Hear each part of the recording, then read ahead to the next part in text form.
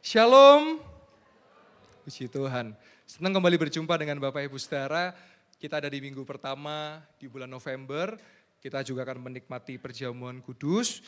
Dan sebelum kita mendengarkan firman Tuhan dan menikmati perjamuan kudus, boleh senggol kanan kiri katakan, ojo turu lo yo. Ya. Karena saya dari atas bisa kelihatan, sing angop-angop, sing ngiler ya, sing ngupil ya. Kalau ada jangan ditaruh di kursi loh ya. Karena ini kejadian nyata. Kemarin saya visitasi ke gereja kita di cabang di Blitar. Lalu ada yang duduk, mungkin pengen megang kursi Bapak Ibu. Dipegang ternyata ada permen karet yang masih basah Bapak Ibu ya. Jadi saya percaya jangan dibuang di kursi. Karena besok akan dipakai ibadah raya 2, 3, Yud, 4, 5, dan 6. Jadi Bapak Ibu Saudara bisa pakai kursi dengan sungguh-sungguh dan menjaga kebersihan. Amin. Ya, saya berharap saya mulai mau membangun satu nilai Bapak Ibu Saudara. Ketika kita mendengarkan firman Tuhan, saya khotbah gak lama, mungkin 20-30 menit. Kita mulai belajar kalau memang gak ada sesuatu yang penting, HP bisa disimpan dulu Bapak Ibu ya. Kecuali kalau Anda mencatat dengan HP, boleh. Atau mencatat dengan buku, boleh. Tapi kalau cuma untuk WA dan Instagram, disimpan dulu. Kenapa? Karena iman timbul dari pendengaran akan firman Tuhan. Nah seringkali kita ke gereja asik main HP, akhirnya firman gak didengar. Ketika firman tidak didengar, bingung kita. Karena apa?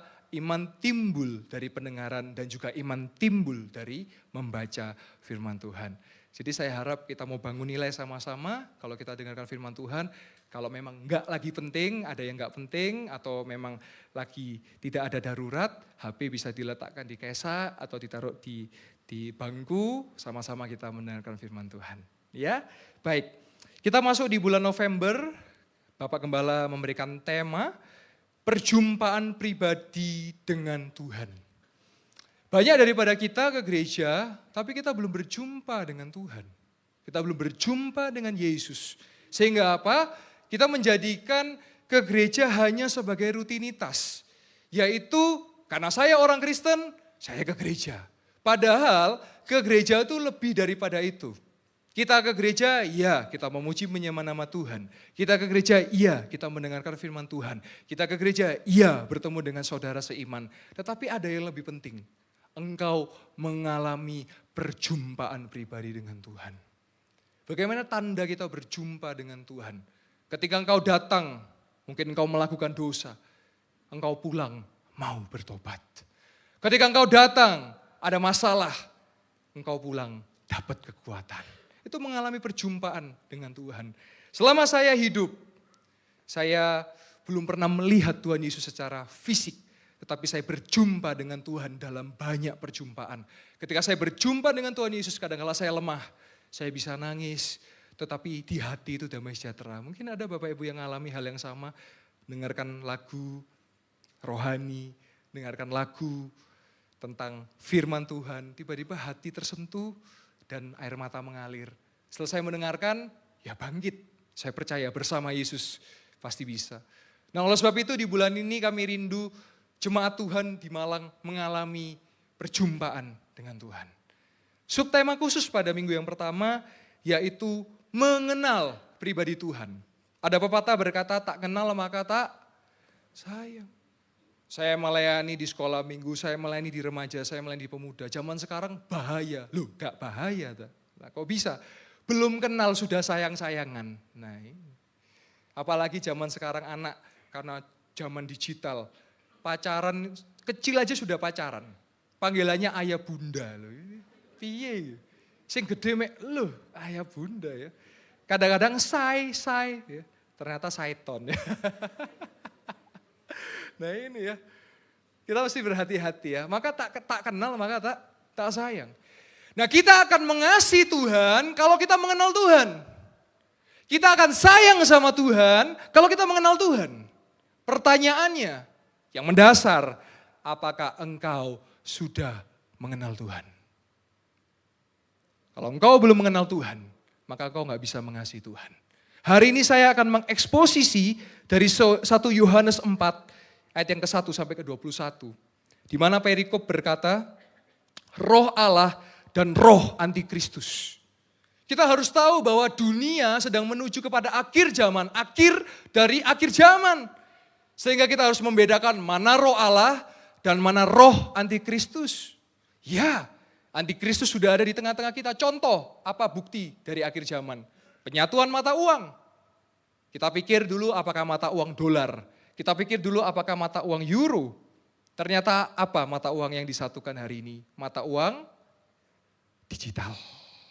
Saya percaya hari ini ada Bapak Ibu yang datang mungkin gak bawa dompet, hanya bawa HP. Karena di sini sudah ada dompet digital. Keluar negeri nggak perlu bawa dompet. Dari sini, dari kris Anda bisa transfer.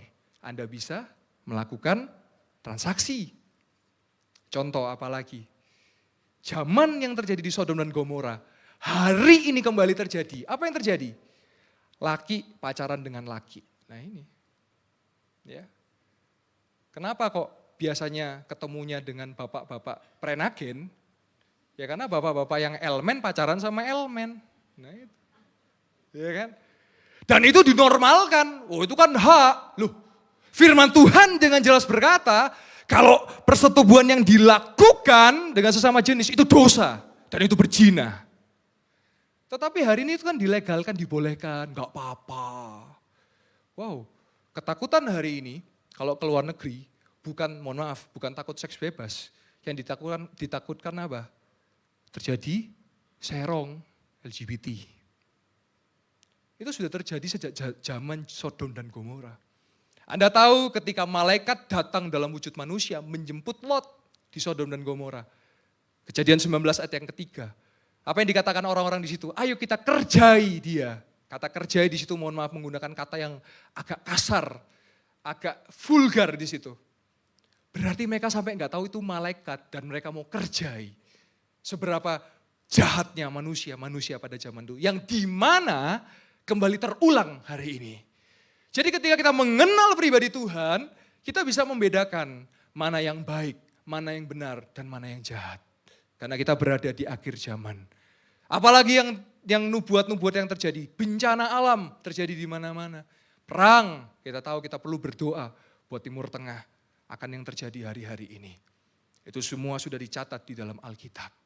Kita percaya bahwa Alkitab adalah firman Allah. Firman yang hidup. Kita lihat sama-sama di 1 Yohanes 4 ayat yang ke-1 sampai yang ke-6. Roh Allah dan roh antikristus. Saudara-saudaraku yang kekasih, janganlah percaya akan setiap roh. Tetapi ujilah roh-roh itu, apakah mereka berasal dari Allah. Sebab banyak nabi-nabi palsu yang telah muncul dan pergi ke seluruh dunia. Kalau Anda membuka di Alkitab versi buku, saya menggunakan versi buku, kata roh di situ menggunakan huruf kecil R-nya. Berarti itu memang ada roh-roh di dalam dunia. Dan kita tahu banyak nabi-nabi palsu. Contoh yang paling disenangi orang pada masa kini apa? Nubuatan-nubuatan. Yang disinyalir bisa palsu. Kalau kita bicara soal materi, nanti kita akan bahas sama-sama. Karena di akhir zaman Tuhan mengatakan juga bahwa manusia akan fokus pada hal-hal duniawi. Kita akan melekat ya, contoh nih, contoh. Pak tolong Pak, Bu tolong Bu. Seminggu ini kira-kira tolong diterawang saya, seminggu ini gimana? Oh, Anda akan menerima 100 juta minggu depan. Tapi caranya setor dulu 10 juta ke saya. Lah, ini nabi atau penipu ini? Ya kan? Percaya, imani. Minggu depan Anda akan dapat mobil. Caranya, bayar DP-nya. Wah itu gak perlu dinubuatkan bayar DP ya mobil keluar. Ya kan?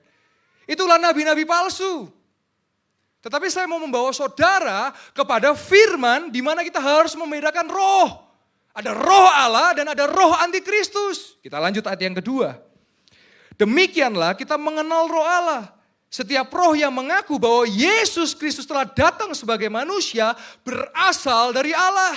Saya percaya ketika kita mengaku bahwa Yesus adalah Tuhan, detik itu juga di dalam diri kita ada Roh Kudus. Firman Tuhan berkata, tubuhmu adalah bait Allah. Dan saya percaya kalau ada Roh Kudus di dalam diri kita, maka apa yang kita lakukan, kita mau menyenangkan hatinya Tuhan. Kita lanjut ayat yang ketiga. Dan setiap roh yang tidak mengaku Yesus, tidak berasal dari Allah, roh itu adalah roh antikristus. Pilihannya cuma dua, jemaat Tuhan. Engkau mau dipakai Tuhan atau engkau mau dipakai setan, pilihannya cuma dua. Kalau engkau mau dipakai Tuhan, engkau akan menyenangkan Tuhan. Kalau engkau mau dipakai setan, kejahatan, kebejatan, hal-hal najis itu yang akan Anda lakukan. Makanya dibedakan roh Allah dan roh antikristus. Kita lanjut. Bahwa ia akan datang dan sekarang dia sudah ada di dalam dunia. Kamu berasal dari Allah anak-anakku dan kamu telah mengalahkan nabi-nabi palsu itu. Sebab roh, kata R di situ menggunakan R besar, berarti roh Allah yang ada di dalam diri kita lebih besar daripada roh yang ada di dalam dunia. Beberapa waktu ini, puji Tuhan, Tuhan pakai saya untuk melayani di pengusiran, di pelepasan. Saya sebut ada 3 hal. Yang pertama ada deliverance. Kalau deliverance itu pelepasan, saya sebut ada namanya exorcism, yaitu pengusiran, dan ada possession, yaitu kerasukan.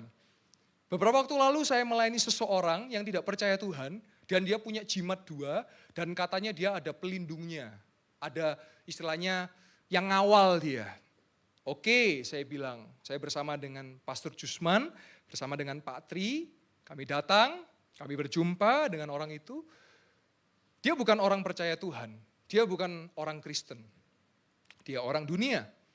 Singkat cerita, yuk kita doakan boleh ya, kita akan berdoa di dalam nama Yesus, kita akan berdoa secara Kristiani. Dan dia, ya saya mau didoakan. Dia duduk di kursi, pertama saya lihat dia ketawa-ketawa, dia senyum, karena dia berpikir kita lagi bercanda. Ya. Dan kita nyanyikan lagu Haleluya, Haleluya, Haleluya, Haleluya. Roh Kudus memberikan impresi, saya datang, saya minta tolong berdiri, dan biasanya kalau di gereja ya, terutama kita gereja Pantai Costa, karismatik, ada altar call. Ketika orang ditumpang tangan, reba, ya itu bisa manifestasi, bisa juga pura-pura, bisa memang asli karena itu manifestasi. Nah ini orang yang gak pernah ke gereja, orang yang gak percaya Tuhan. Saya datang kepada dia berdiri, saya tumpang tangan dan tahu saudara yang terjadi, tiba-tiba dia reba. Dan tiba-tiba dia reba, dia dibantu oleh istri dari Pastor Jusman, manifestasi dia. Mulai gitu ya. Tolong Pak, di situ ada mbah-mbah, di situ ada mbok-mbok, di situ ada anak kecil. Dia mulai takut.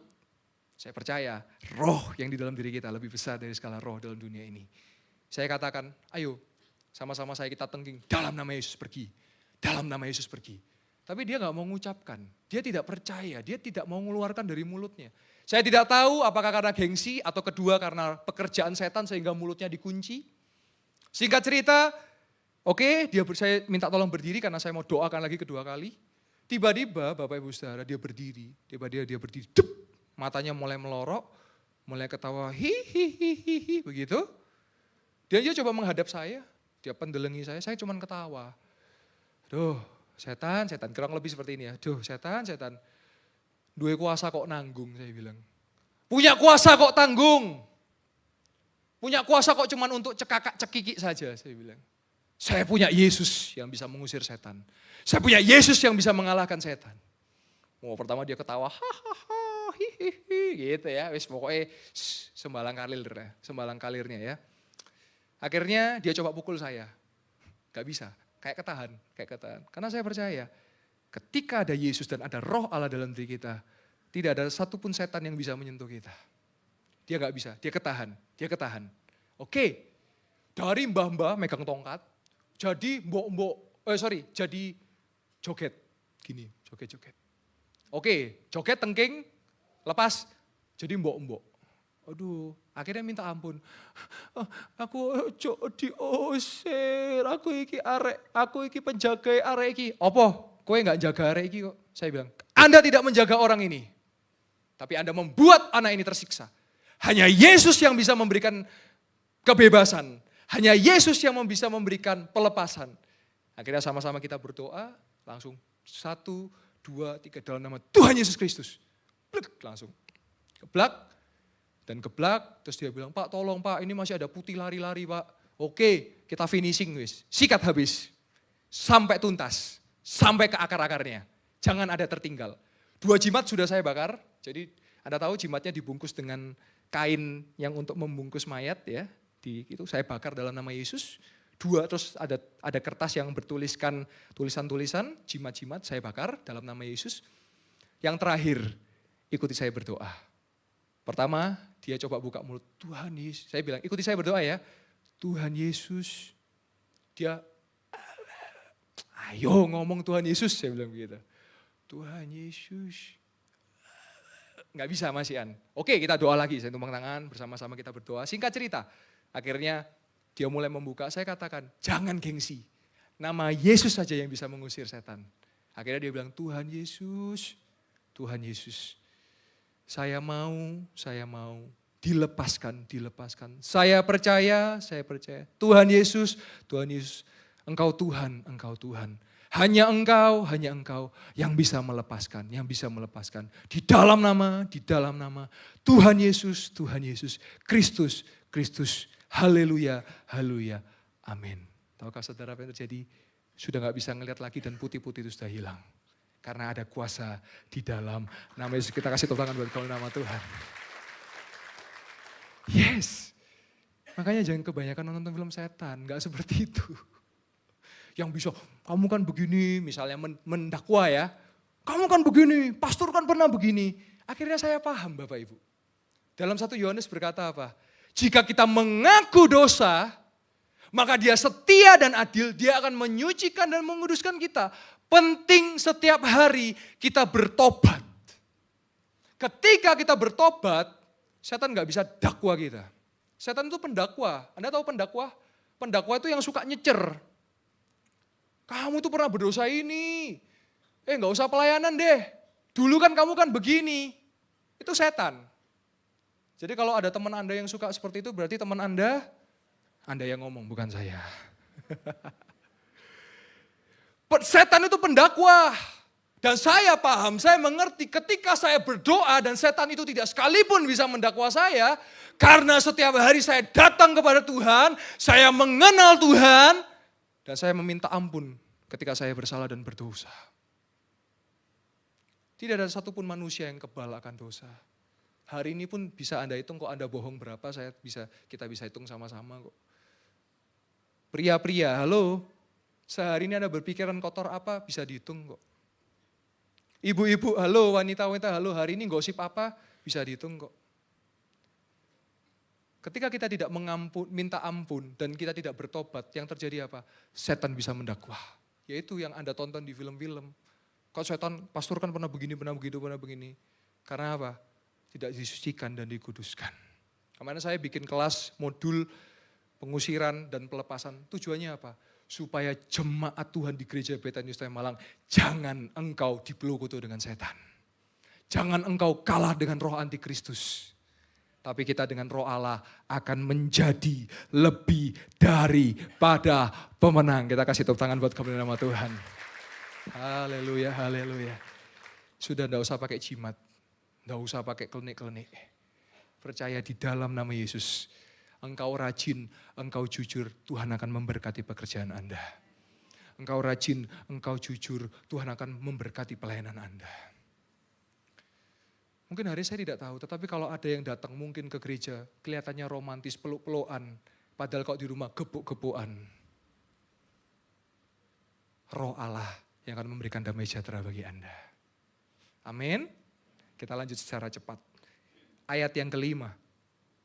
Mereka berasal dari dunia, sebab itu mereka berbicara tentang hal-hal duniawi dan dunia mendengarkan mereka. Ayat yang keenam. Tetapi Anda dan saya berasal dari Allah.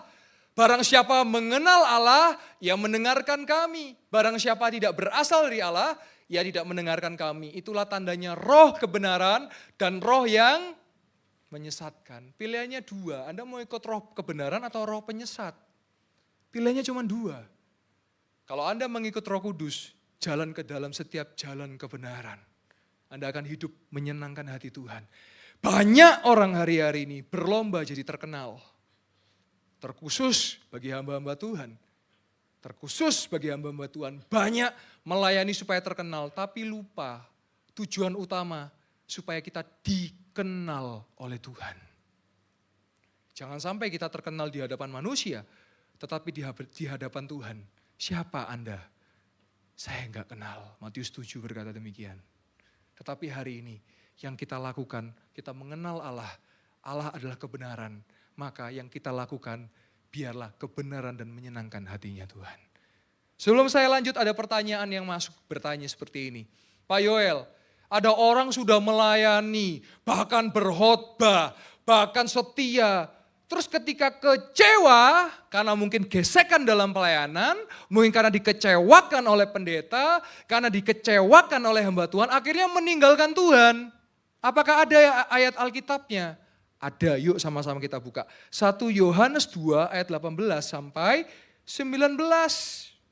Kalau Anda membaca dari Alkitab buku, perikopnya yaitu Antikristus. Dikatakan apa ayat 18? Anak-anakku, waktu ini adalah waktu yang terakhir.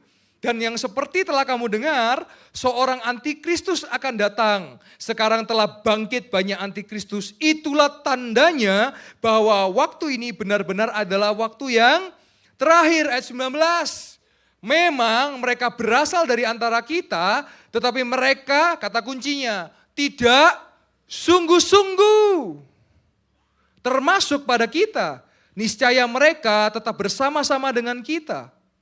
Tetapi hal itu terjadi supaya menjadi nyata bahwa tidak semua mereka sungguh-sungguh termasuk daripada kita.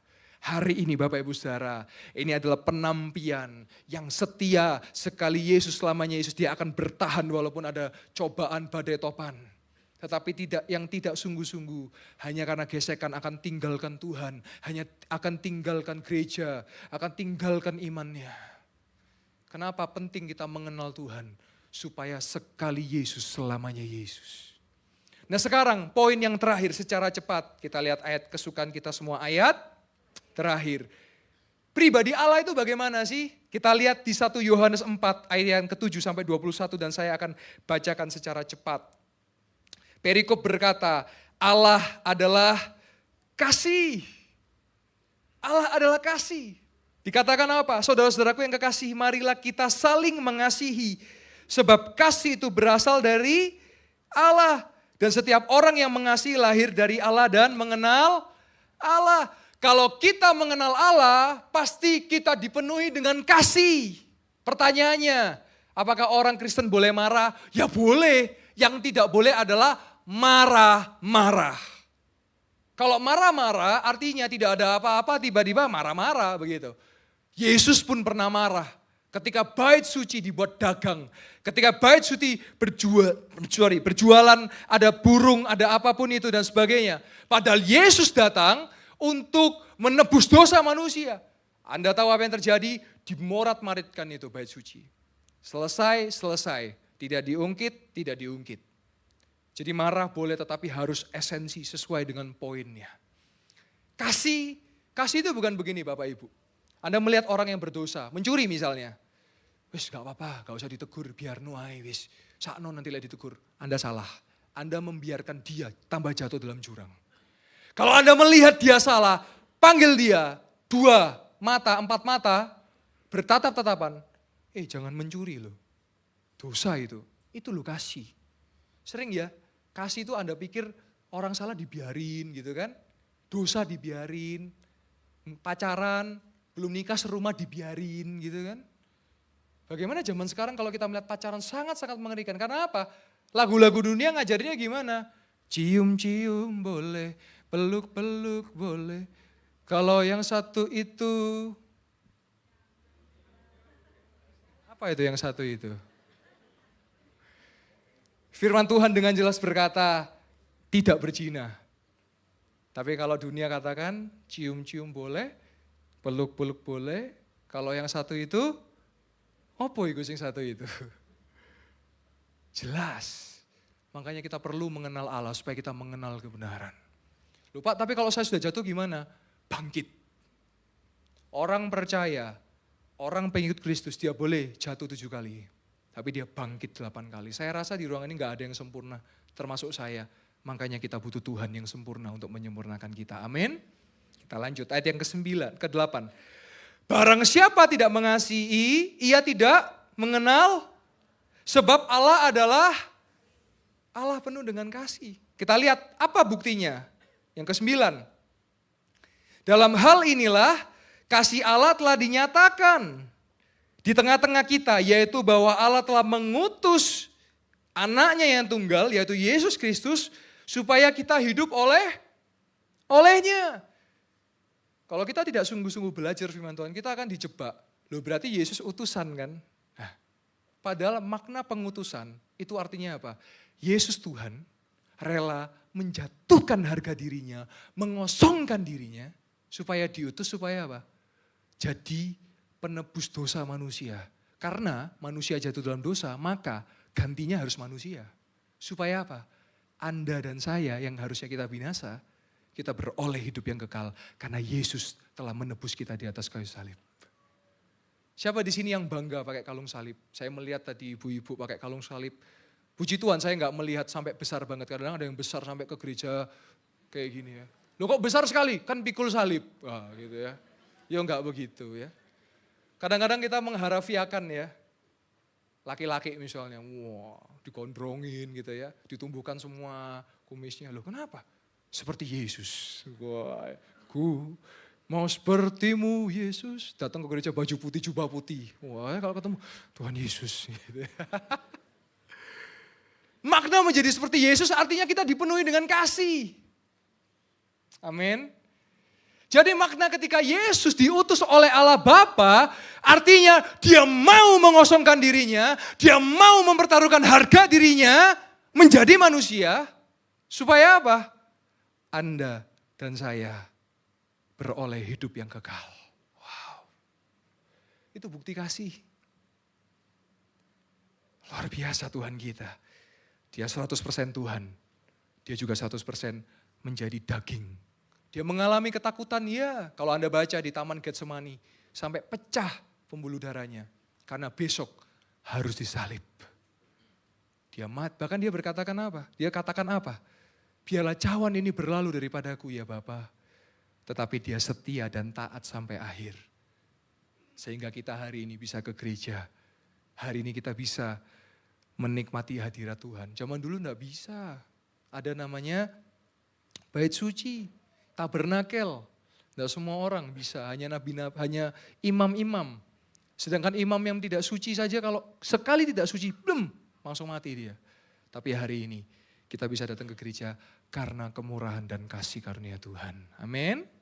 Saya lanjutkan ayat yang ke-10. Inilah kasih itu. Bukan kita yang telah mengasihi Allah, tetapi Allah yang telah mengasihi kita dan yang telah mengutus anaknya sebagai pendamaian bagi dosa-dosa kita. Saudara-saudaraku yang kekasih, jikalau Allah sedemikian mengasihi kita, maka haruslah kita juga saling mengasihi. Ayat yang ke-12, tidak ada seorang pun yang pernah melihat Allah. Jika kita saling mengasihi, Allah tetap di dalam kita dan kasih-Nya sempurna di dalam kita. Apa maksud daripada ayat ini? Maksudnya saya percaya Anda dan saya sampai detik ini, mungkin Anda ada yang melihat dari mimpi, tapi saya sampai hari ini gak pernah melihat secara fisik Tuhan, tetapi saya berjumpa, secara pribadi saya berjumpa dengan Tuhan. Nah bagaimana orang bisa melihat Yesus? Ya dari kita. Bagaimana orang melihat Yesus kalau kita di kantor, di sekolah, maki-maki pakai kebun binatang? Bagaimana orang bisa melihat Yesus kalau kita parkir nggak tertib, sundul-sundulan, cepet-cepetan? Bagaimana orang bisa melihat Yesus kalau kita tidak buang sampah pada tempatnya? Habis minum di gereja, oh iya di gereja kan ada cleaning service-nya, tinggal aja. Saya sering melihat ya, saya mohon maaf sekali saya harus katakan ini, kita semua membangun nilai. Gereja bukan bioskop. Jangan sampai Anda mendengarkan firman Tuhan, minum boba, makan popcorn. Gereja bukan bioskop. Walaupun kita punya layar besar seperti di bioskop. Tapi ini bukan layar tancap atau layar film. Sering kita mendengarkan firman Tuhan sambil makan. Gitu ya. Mau enak ya aku kok gak dibagi. Kadang-kadang saya dari atas kelihatan loh ini yang ngunyah-ngunyah ya. Aku bagi po, pengen nyoba ya. Pengen aku khotbah mbek. Lihat tuh. Anda sedang mendengarkan firman. Firman itu fungsinya dua. Kalau Anda lemah dikuatkan, kalau Anda salah ditegur. Itu firman. Kalau hari ini Anda yang lemah, saya percaya Anda dikuatkan Tuhan. Kalau hari ini Anda ada yang salah, yuk bertobat. Kalau Anda masih diberikan kehidupan, berarti Tuhan mau memberikan kesempatan untuk Anda memperbaiki apa yang pernah salah Anda lakukan.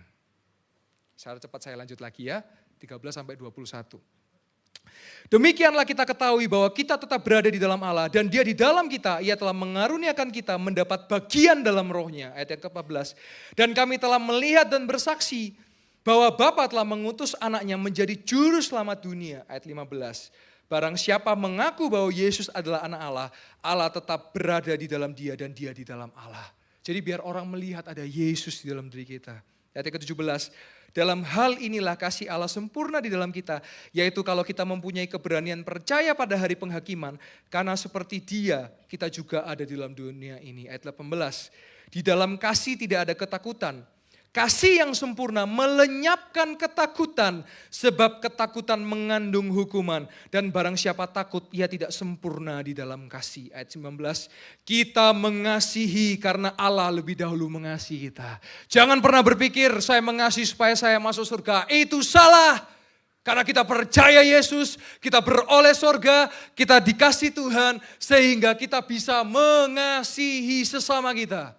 Bukan hanya seiman, tetapi sesama kita bisa mengasihi karena kasih Tuhan. Dan ayat yang ke-20 sampai ke-21 kita perlu memberikan perhatian yang secara khusus. Dikatakan, jikalau seorang berkata aku mengasihi Allah dan ia membenci saudaranya, maka ia adalah... Ketika Anda berkata I love you Jesus tapi Anda benci Bapa Anda, berarti firman Tuhan katakan Anda adalah pendusta. Dijelaskan di kata-kata selanjutnya, karena barang siapa tidak mengasihi saudaranya yang dilihatnya, tidak mungkin mengasihi Allah yang tidak. Jadi kalau Anda tidak mengasihi saudara Anda, terus Anda bilang, I love you Jesus, aku tresno Yesus, jero banget, ya bohong. Saudara yang Anda lihat aja Anda tidak kasihi, kok gimana Tuhan yang gak kelihatan Anda mau kasihi? Logikanya kan begitu. Dan ayat yang terakhir ke-21. Dan perintah ini kita terima dari Dia. Barang siapa mengasihi Allah, ia harus juga mengasihi. Kita mengenal pribadi Allah. Allah adalah kasih. Bukti kasihnya Dia turun ke dunia. Dia menjadi serupa dengan manusia. Dia mau menyelamatkan kita. Apa yang harus kita lakukan? Ya mengasihi. Hidup dipenuhi kasih. Pak, tapi susah Pak. Saya sudah difitnah Pak. Gimana Pak? Loh, saya juga difitnah kok, gimana Bapak Ibu? Ya mengasihi aja, mengampuni. Kebenaran akan menemukan jalannya.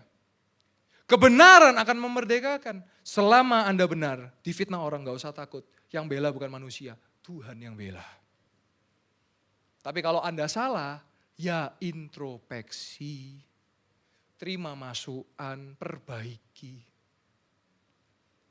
Saya katakan, keluarga-keluarga, saudara-saudara, lebih baik ketemu kumpul di restoran daripada di pengadilan. Waktu kecil rukun, waktu gede gegeran aset di pengadilan. Sudah dijelaskan kok di ayat ke-6. Kalau Anda bahas duniawi, fokusnya jadi duniawi. Betul apa betul? Saudara dengan saudara, lebih baik yuk makan-makan aja di restoran. Jangan geger di pengadilan. Allah adalah kasih. Ini kuncinya Bapak Ibu Saudara. Pribadi Allah adalah kasih. Kasih itu artinya apa sih? Kita mau orang yang salah jadi benar. Orang yang berdosa dikasih tahu, ayo minta ampun sama Tuhan, jangan lakukan itu lagi. Saya senang kalau orang itu mengalami perubahan hidup dari yang gak benar jadi benar. Dari yang gak benar jadi benar. Saya akan tutup dengan 2 buah kisah. Ya. Yang pertama, saya pernah melayani seorang anak muda yang terikat dengan rokok. Mungkin saya pernah khotbahkan ya, tapi saya ceritakan lagi. dia terikat. Kenapa saya bilang rokok terikat? Ya karena orang kalau merokok pasti susah lepas. Betul apa betul? Pertama satu batang, lama-lama satu kotak kan. Lama-lama jadi satu sloki, lama-lama kan dua sloki, lama-lama kan begitu. Dia datang kepada saya bilang, "Nyu, ya apa Nyu? Saya mau lepas dari rokokku." Ya, ayo saya bantu. Pertama dia bilang setiap hari dia rokok satu kotak. Ini real, ada orangnya beberapa tahun waktu yang lalu. Dia satu kotak, oke gak apa-apa, ayo semangat pasti bisa. Saya ketemu lagi 3 kali pertemuan, kedua berapa? Sudah lepas berapa? Ya sekarang sehari 3 puji Tuhan, ya wis puji Tuhan ya. Ketemu lagi, gimana Nyu? Puji Tuhan sekarang sehari 1, yo puji Tuhan. Dan tahukah saudara hari ini, dia lepas total dan dia tidak merokok hari ini. Karena saya percaya kekuatan kasih Allah sanggup mengubah orang. Mungkin Anda punya istri atau suami yang gampang gepokan, ya di gereja gak kelihatan, semua kan malaikat kalau ke gereja. Tapi kasih Allah bisa merubah, sing gepokan jadi meluan. Wah itu dah. Cerita yang kedua. Suatu kali saya pernah mau menolong ada seorang, ini bukan orang gereja. Saya mau tolong dia untuk usahanya, karena dia jualan catering, makanan. Saya kenalkan ke gereja supaya bisa dipakai untuk konsumsi, ya, untuk pelayan makan dan sebagainya. Suatu kali kedapatan, saya tahu, kita ngerti lah, orang-orang kalau mau ngakal itu tahu, mau nipu itu kelihatan. Ternyata dia mencoba menipu dengan cara kita pesen tanggal berapa, minggu depannya, minggu sebelumnya sudah dibawakan. Dia tahu karena gereja penuh kasih karunia, apa yang terjadi? Ya kita pasti beli kan, kasihan toh, sudah terlanjur bawa kan. Nah tahukah saudara apa yang terjadi? Kan dia mau nipu nih ceritanya, karena harusnya minggu depan tapi baru dibawa hari itu dan ngakunya lupa. Tahu saudara apa yang terjadi? Ini real story. Dan kemarin saya cek lagi ceritanya, karena saya kenal orangnya. Besoknya dia ngalami serangan stroke Bapak Ibu. Tahu apa yang terjadi lagi? Lusanya meninggal. Anda jangan pernah bermain-main dengan Tuhan. Dia mencoba untuk tidak jujur. Tahu kisah Ananias dan Safira? Nah sekarang pertanyaan nih. Loh Pak, tapi saya tahu loh Pak, ada orang gereja Pak. Suka nipu, suka ngemplang, kok gak mati-mati Pak ya? Nah kan pertanyaan ya. Kadang-kadang dunia kayak gak adil ya. Yang baik mati cepat, yang jahat gak mati-mati gitu ya. Nah itu kan dunia kan. Kita kan gak pernah tahu waktu Tuhan. Bisa jadi Tuhan panggil memang tugasnya di dunia sudah selesai kan. Kita gak pernah tahu. Yang penting percaya Yesus masuk surga. Nah pertanyaan Pak Yoel, saya tahu orang ini makan uang saya. Saya tahu orang ini pernah menipu saya. Kok gak mati-mati Pak kayak ceritanya Pak Yoel? Jawabannya apa? Karena kalau orang di dalam Tuhan ada yang namanya kasih karunia. Ada tahu maksudnya apa? Sama Tuhan ditunggu orang ini bertobat. Tapi lek kesuwen bertobat, gak bertobat, ya mungkin loh ya, kedaulatannya Tuhan, ya mungkin loh ya. Ya mungkin Tuhan bisa panggil, wis timbangan garai di dunia, wis tak panggil lagi, kan gitu. Jadi apa rahasianya umur panjang? Jadi jahat gitu. Ya enggak, umur panjang rahasianya ya hormat orang tua. Tetapi saya mau kasih tahu Bapak Ibu. Kalau Anda melihat fenomena, ada orang jahat, kelihatannya hidupnya enak ya. Makan uang, kelihatannya hidupnya enak. Anda jangan berpikir dia lagi hidupnya enak, enggak. Tuhan lagi kasih waktu dia untuk kapan kamu bertobat. Tugas Anda apa? Ngingetin, bertobatlah sebab kerajaan Allah sudah dekat. Enggak mempan, ayat terakhir Matius 4 ayat 11. Apa isinya? Enyalah iblis. Soalnya dikandani gak isa ya. Jadi hari ini Bapak Ibu Saudara saya mau katakan, kalau Anda melihat ada orang yang jahat, kelihatannya kok, contoh ya, aku ini setia mbak Tuhan, kok hidupku kok gini-gini terus. Tetanggaku, gak percaya Tuhan, ganti mobil. Loh Anda jangan berpikir kadang-kadang rumput tetangga lebih hijau ya. Belum tentu. Anda bersyukur hari ini, kalau Anda masih hidup, Tuhan ada rencana. Nggak usah iri tetangga sebelah. Wis gak usah bingung. Sebelah ini. Wis salah.